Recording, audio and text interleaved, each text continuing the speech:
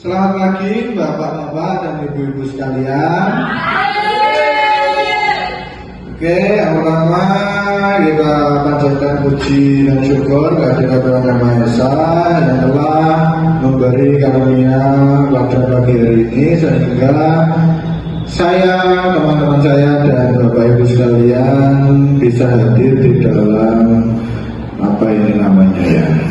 penyuluhan yang berjudul Manajemen Stres dan Kesehatan Pencernaan.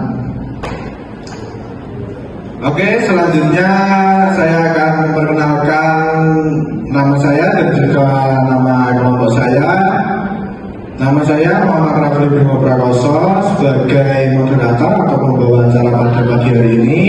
Terus yang dua ini di depan saya ada Mbak Dina dan juga Mbak Ayu sebagai pemateri.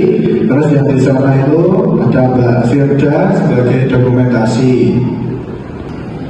Untuk selanjutnya yaitu memasuki acara kedua, yaitu pemaparan materi dan juga evaluasi yang akan dijelaskan oleh teman saya. Silakan Pak dan teman dengan persilakan. Baik, untuk Bapak dan Ibu, saya Dini sebagai pembawa materi pada pagi hari ini. Di sini saya akan menjelaskan tentang manajemen stres dan kesehatan pencernaan. Baik, untuk definisi stres itu ialah suatu kondisi yang mengganggu individu baik secara mental dan fisik.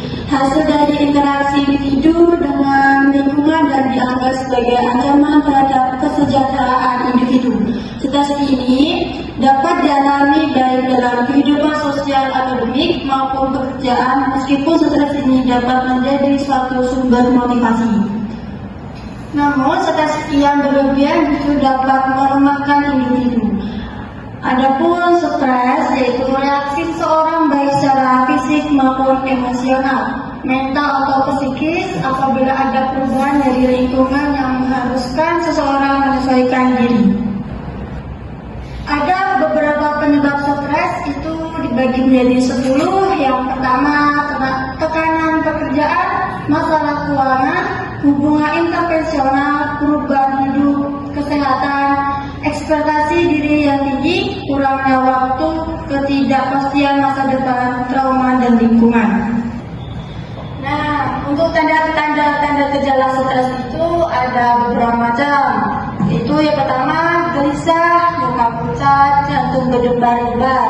Yang kedua, sulit tidur atau tidur tidak nyenyak. Yang ketiga, nafsu makan berkurang atau makan berlebihan.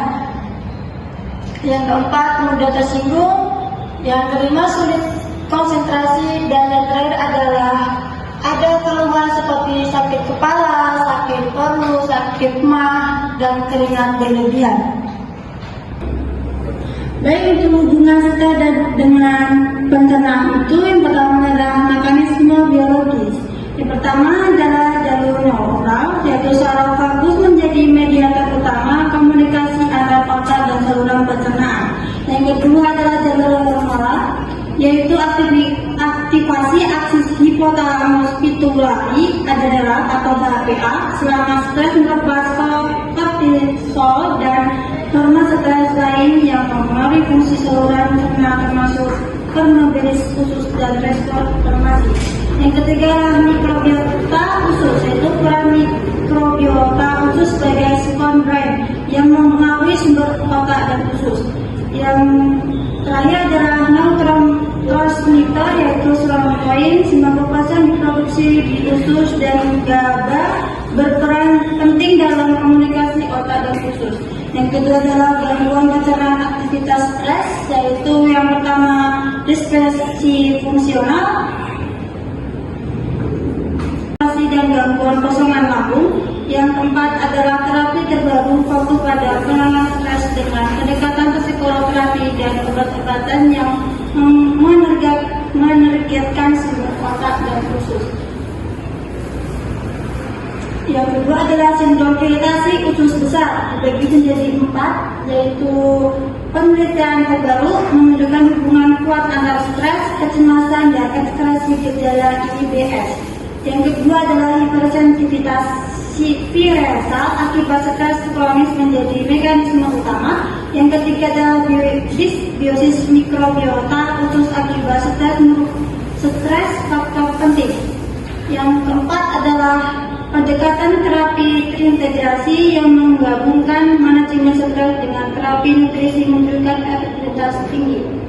Yang ketiga adalah penyakit inflamasi usus dibagi menjadi dua, yaitu studi Hall baru menunjukkan stres psikologis, dan yang kedua adalah stres meningkat verbalitas usus dan respon inflamasi melalui aktivitas sel imun. Yang keempat yaitu gangguan motivasi gastrointestinal, yaitu dibagi menjadi dua, stres akut dan stres kronis. Selanjutnya akan dijelaskan oleh teman saya. Saya akan melanjutkan materi yang dijelaskan oleh teman saya. Manajemen stres untuk kesehatan pencernaan itu ada 4, yaitu relaksasi dan pernapasan dalam. Yang kedua olahraga, yang ketiga pola tidur yang baik, yang keempat konseling atau dukungan sosial. Tips menjaga kesehatan pencernaan, yang pertama pola makan sehat, yang seperti makan makanan yang berserat, terus air yang cukup, makanan yang fermentasi, yang kedua itu makan teratur, yang ketiga menghindari kafein dan makanan pedas saat stres. Jadi di sini saya akan melihatkan cara teknik untuk mengatasi manajemen stres.